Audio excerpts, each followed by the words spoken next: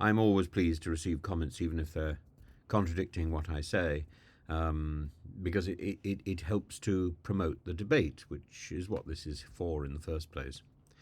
And DJ Boggs has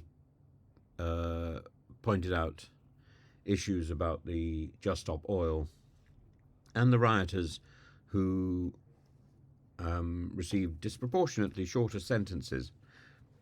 And DJ Boggs says, they didn't just stop the traffic. Prosecutors alleged the protesters, which saw 45 people climb up the gantries, led to an economic cost of at least £765,000, while the cost to the Metropolitan Police was more than £1.1 million.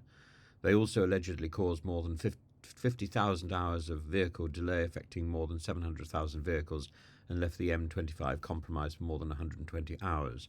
A police officer suffered concussion and bruising after being knocked off his motorbike in traffic caused by one of the protests on November the 9th, 2022. People need to stop saying their sentence is unjust. I'm not saying their sentence is unjust at all. I'm saying there's a disparity in the sentence length, and I think you pointed it out rather well. The harm to business, the harm to property, seems to be significantly more stringently addressed in British law than the threat of violence and the threat to life.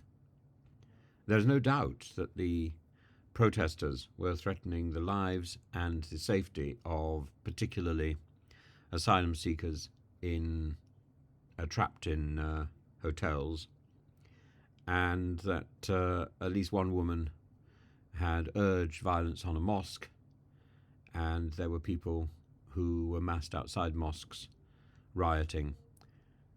I think it just throws these two issues into stark contrast.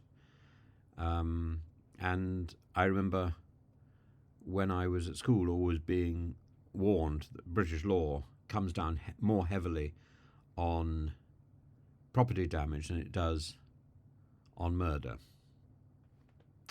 And it always seemed ironic. But here again, Chris, you've identified this really rather well. And thank you very much for that clarification.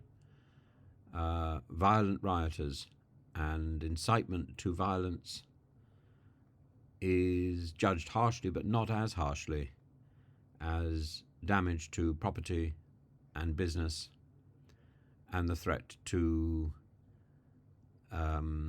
vehicles.